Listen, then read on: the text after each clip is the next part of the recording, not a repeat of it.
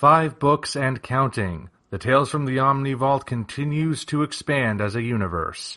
Go ahead and check the links down in the description to get your copies today.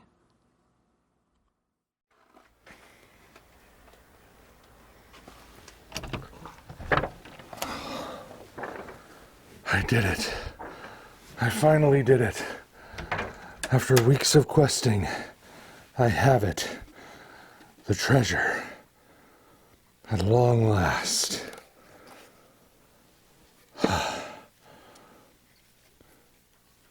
Well then, shall we pick up where we left off?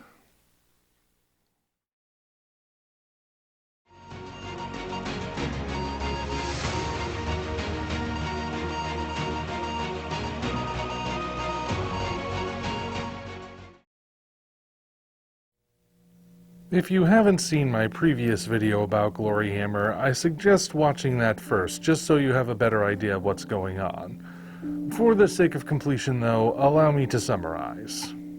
Gloryhammer is a band founded by Christopher Bowes which debuted in 2013. Each band member portrays a character in an ongoing rock opera, which, at the time my first video was produced, spanned 3 albums.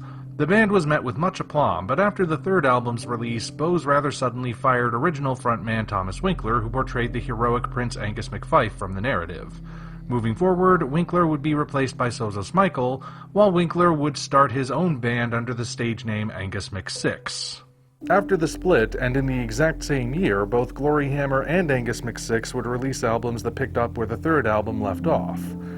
That being said, the Angus McSix album is the one that came first, so we'll be starting with this one. First off, a little introduction to the new band. Much like Gloryhammer, the members of the Angus McSix band each portray a character in the story. Thomas Winkler, formerly Angus McFife, is now the eponymous Angus McSix, Star-Lord of the Sixtus Stellar System and lead singer. Sebastian Seb Leverman of Ogden Ogan is Archdemon Sebulon, source of all evil and guitarist. Talia Belazaka is Telestris, Queen of the Laser Amazons of Caledonia, and also guitarist. And Manu Lotor is Ska, buff berserker from the north and drummer. Incidentally, Ska is always spelled with an exclamation mark, just in case you mention him in the comments. And now that you know the players, let's get to the game.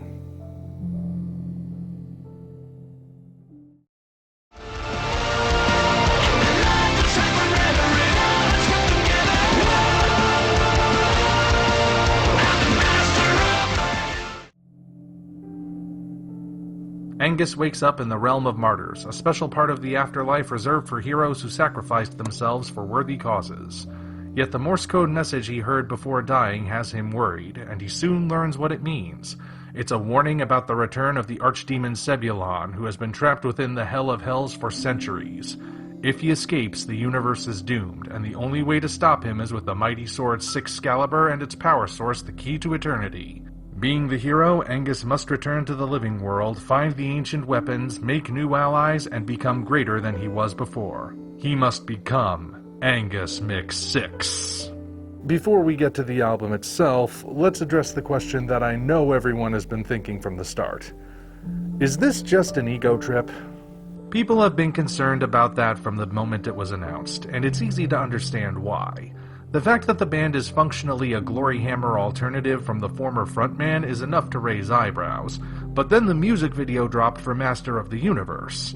This song contains several lyrical potshots at Gloryhammer, and the video itself seems to depict Angus McSix as an unstoppable Gary Stu around whom everything evolves.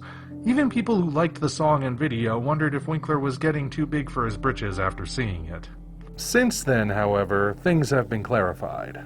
First of all, Winkler and Seb have done various interviews, both together and individually, revealing how the band came to be. It turns out that Winkler wasn't even the mastermind. Seb was the one who approached him after the split because he didn't want to see Winkler fall into obscurity. They've also both made it very clear that no ill will is intended towards any of Winkler's former bandmates. If that's true, then what about all the shade this album throws? According to them, it's intentionally exaggerated and not meant to be taken seriously. In fact, the whole album is meant to be viewed as a cartoony romp. This became obvious as the other music videos dropped, each containing elements that are clearly meant to be comedic in nature. The video for Sixcalibur shows Angus going on a date with his sword. Look, he shares a drink with it and everything. and here's a dancing cartoon bear in the Ride to Hell video. The more we saw and the more we learned, the more obvious it became that... Good grief, this animation is janky. Anyway, the idea here is that the album is just meant to be fun. Yeah, some elements may come across as egotistical if you don't have the full context, but the clues are all still there. We're talking about people in costumes playing characters. It's all theater, and thus not meant to be taken so literally. You'd think that after decades worth of rock stars doing this, we'd have collectively figured that out by now. That being said, though, I can understand where the confusion came from. Okay, so now that we've cleared all that up, what can we say about the album itself? Well, it makes a very weird choice from the onset.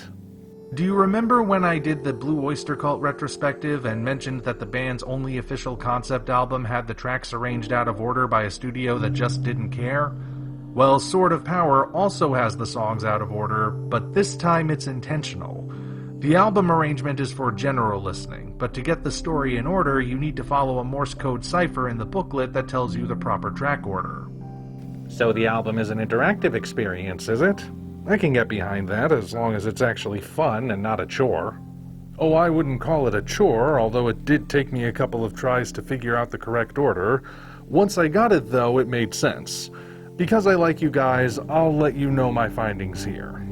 Okay, so this is the track order as it appears on the normal album, and this is the track order for if you want the story told from start to finish. Overall, it's a neat little way to help the album stand out, but I'm not sure it's something I would recommend as a regular practice. There is something to be said for proper chronology, you know? Now, something that must be kept in mind as you're listening to the album is that it is very heavily inspired by video games in just about every way imaginable. First of all, the music is mostly keyboard-driven, despite the fact that two ace guitarists are part of the lineup.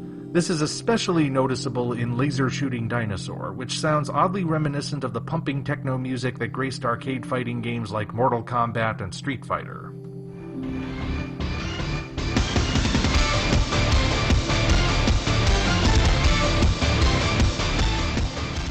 To be clear, the album is still power metal, and there's some amazing guitar playing from both Talia and Seb, but the techno influences run throughout. It's within the story itself that the video game elements become really obvious. The world building is best described as the everything but the kitchen sink approach, where stuff is included based on if it's cool rather than if it makes sense, much like you would find in older RPGs that mixed fantasy and sci-fi with reckless abandon. Swords that channel both magic and nuclear energy sounds like the perfect weapon for our hero. Amazons who ride giant eagles and shoot laser arrows, their queen is a primary character. A cyborg T-Rex made by a dwarven samurai? Make it happen this instant. Sure, it may all seem kinda random, but the album doesn't question it, so you don't either as you're listening. The pieces all wind up fitting together even when logic dictates that they shouldn't. Even the plot feels like a video game. Angus learns of a great evil threatening the universe, so he must go on a quest to gather what he needs to stop it. Classic game setup. The lyrics constantly refer to Angus leveling up and unlocking new features, which really does speak to the idea of this being a Sonic video game. No, I meant Sonic as in auditory. Then you should have just said that. Yeah, whatever. The influence should surprise no one who has followed Thomas Winkler for long. His original green costume with Gloryhammer was inspired by Link from the Legend of Zelda games. Here he just lets his fandom-fueled imagination run wild. That said, if this be a game, it's on easy mode. Between the lyrics and the album's multiple music videos, it appears that Angus and his crew are insanely overpowered compared to the enemies they face, and even Sebulon feels more like a joke villain than a legitimate threat. I realize that's probably the point, make the heroes aspirational and the villain a loser so there's no doubt who to root for. In the future, though, it would be nice to see things balanced out a little bit. After all, audiences love rooting for the underdog. On a final note, I also suspect that Winkler took some influence from other bands he either knows of or has collaborated with, not just the one he used to sing for. There's a heavy dose of Grail Knights thrown into the mix, as well as a little Victorious and Blind Guardian, but none of it feels like stealing. It's more like he's using his favorite elements and putting new spins on them. The result is something that is at once familiar, but also clearly its own thing. Worth the listen, then? Yeah, I would say so. Winkler has said he has plans to take future albums in very different directions, but this was a good place to start. And now that we've wrapped that up, let's get back to the original timeline. He's a sorcerer, the barriers with eyes that burn like fire, slaying those who dare oppose the power of the civil disaster. Oh yeah!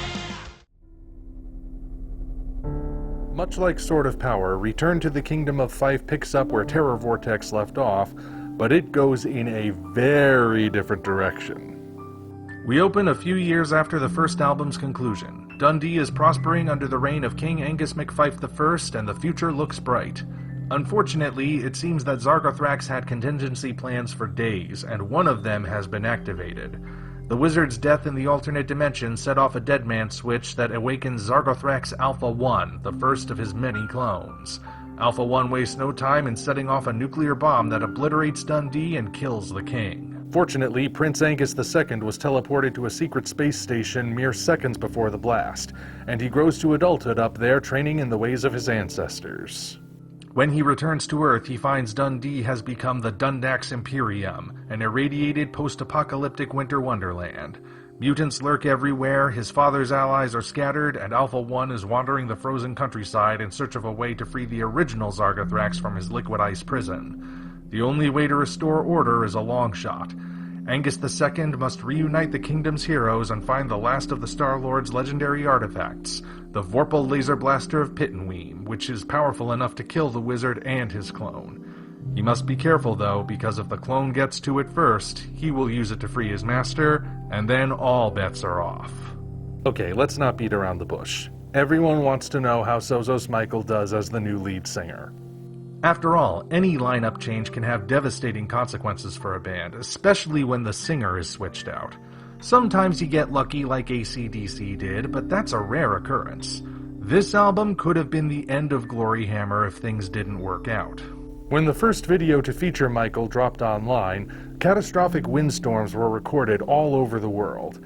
This was later determined to be the collective sigh of relief heaved by Gloryhammer fans after they heard him sing. As you heard from the intro, Michael's voice sounds different from Winkler's, but his singing blends well with the band's established sound. Ah, but being in a band like this requires more than just good singing. You need to be a performer as well. Very true, which means it's fortunate Michael can deliver on that front as well. Watching the music videos, it's clear that he knew what he was getting into and embraced it. As Angus II, he embodies a different sort of hammy style than Winkler, but it's good ham, and it's befitting of the album's post-apocalyptic setting. However, there's another significant lineup change that not as many people are talking about. Up until this point, Christopher Bowes played Zargothrax and keyboards on each album, but not on this one. Oh, he's still present for narration, but you may recall that the original Zargothrax is encased in ice for this story. It's his clone, Alpha 1, giving our heroes grief this time, and that clone is portrayed here by Michael Barber. Now, fans were already familiar with Barber because he filled in the Zargothrax and keyboard roles while Bowes was off touring with Ailstorm, so technically he was already known to be part of the band for all intents and purposes. But this is the first time, as far as I can tell, that he's actually contributed to a studio album. Talk about your inside jokes. Bowes actually found a way to make the existence of two evil wizards canon to the story. He really is a madman. As if there was any doubt, and Barber is really put to work on this album. He's not only on keyboards, he also voices a goblin character and gets a guitar solo on track 8, so he had quite a bit to do for this recording. Since he was already part of the act, though, his presence was far easier for fans to accept, hence why it didn't make headlines. Oh, and I would be remiss if I didn't mention the saxophone solo. Out of nowhere, during Wasteland Warrior Hoots Patrol, a saxophone enters the mix, and it blends so well with the rest of the music that I'm amazed one hasn't been implemented sooner. The Hootsman plays the sax in the music video, which means he's not the Hootsman anymore, he's the Tootsman. I knew it was wrong as soon as the words left my mouth. I am so sorry. Getting into the story, we see another genre shift, which seems to be the primary idea behind Gloryhammer. It's like Bowes is seeing how many different genres he can plug these characters into and still have it work. The first album is high fantasy, the second album is a space opera, and the third album is isekai. Here we have a Mad Max-style post-apocalypse tale in which Dundee has become a nuclear wasteland. Now, if you can't buy the idea of nukes, motorcycles, mutants, and robots existing in what is technically medieval Europe, then you're kinda missing the point. The Gloryhammer concept is meant to be like the craziest homebrew RPG ever concocted, so questioning the logic of it should never be done. The better approach is to just accept it and enjoy the ride. I wonder what's next. Maybe a steampunk album, or gothic horror, or Pacific Rim mecha versus kaiju combat. Any of those are on the table. Quite a few new elements are thrown in here, from the Vorpal Laser Blaster of Pittenweem to the Robot Prince of Octatool, although it does feel like some of them are thrown in at random. The aforementioned Robot Prince, for example, feels like he should have been introduced much sooner, but he doesn't officially show up until the final song, where he gets destroyed pretty quickly. Robots are mentioned before, mind you, but not this character specifically, and I can't for the life of me figure out what he even contributes to the fight. Other elements appear to be building on what came before, while simultaneously setting things up for the future. Most notable among these involves Ralithor. We've known from the first album that he's a mysterious figure, and that mystery has only deepened with each new appearance. He somehow lived from 992 to 1992 without aging, and he appeared in the alternate reality despite not entering the Terror Vortex. In this album, he notices a potential loophole in the words spoken by a Goblin Lord, steps into the space between spaces, and then he's gone for the rest of the story. We don't know exactly what he's up to, although it does kind of explain how he got to the alternate dimension without traveling through the Terror Vortex. Still, full details have yet to be revealed. You know, his choice to check out early means he's one of the few people who survives at the end. Oh yeah, may as well address that. Spoilers ahead, but then again I've spoiled every other album so far, so who cares? Okay, so right when it seems like the battle will end either in a draw or with Zargothrax triumphant, we get a literal Deus Ex Machina when the Star-Lords appear. We've known about them since Space 1992, but now they finally show up for real. You see, the Vorpal Blaster is the third of the Star-Lord's ancient relics, the other two being the Hammer of Glory and the Knife of Evil. Having all three artifacts on the battlefield at the same time is enough to get their attention. They then proceed to intervene in the fight by destroying the world. The only one spared is Angus II, because apparently his destiny lies somewhere beyond Earth. I'm of two minds about this. On the one hand, it sets the fifth album up to be very different from the others, especially since brand new characters have been introduced and no alternate Earth was revealed at the last second. On the other hand, we're only 4 albums in, and this is the third time in a row that the story ends with nearly everybody dead. I mainly don't want to see this become a trend because then the albums would become predictable, and I don't want to see this story fall into a rut too early. Mind you, it might not be a bad sign, seeing as how this album is something of a soft reboot anyway, but I would be lying if I said I wasn't a little concerned. Then again, Bose does seem to have a plan, and it might extend well beyond what anyone has guessed so far. This is the part where I get into the wild speculation.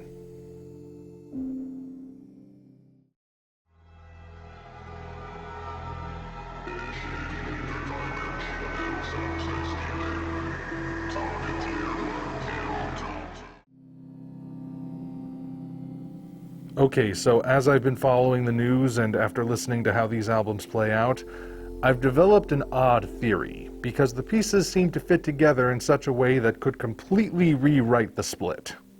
Let's review what we know. Christopher Bose suddenly kicked Thomas Winkler out of the band. Curiously, he did this after ending the third album with Angus McFife's demise, even having the character sing a passionate farewell to the audience.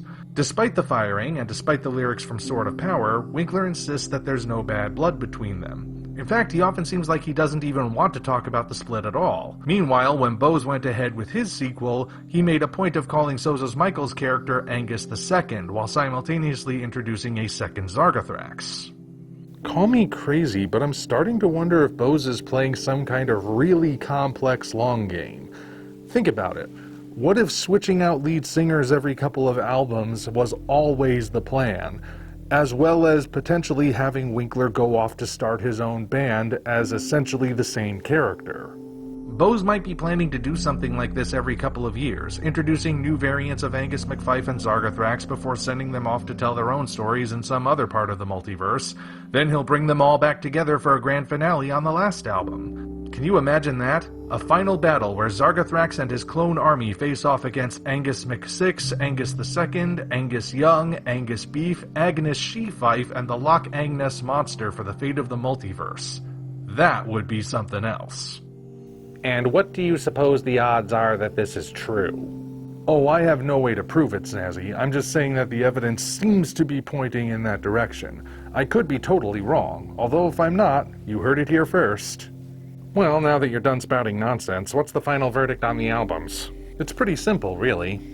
Angus McSix and the Sword of Power is a fun album, but I can understand why people were concerned about it being an ego trip, so hopefully that gets toned down later. Return to the Kingdom of Fife is a nice soft reboot that overcomes the hurdles of a lineup change, but I hope the promise of a different plot for Album 5 is not a hollow one. In the end, I see no reason to have to choose between these two, because it's all good music and they both continue the story in interesting ways. So, I'm sticking with both. For now, at least.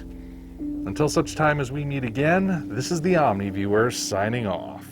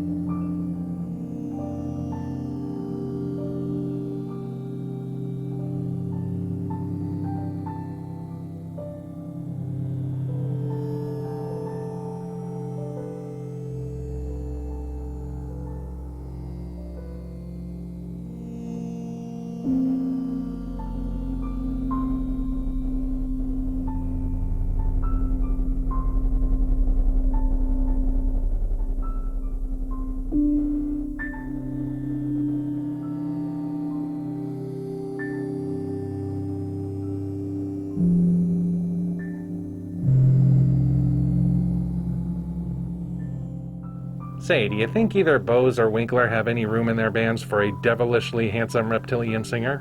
Maybe. Do you know any? Well, I was thinking that... Oh, ha ha ha. I'll just ask him myself. Thank you all for watching. Now be sure to head down to the description to check us out on other platforms, as well as find links to the 5 current books in the Tales from the Omni Vault universe. Again, thank you all, and we'll see you next time.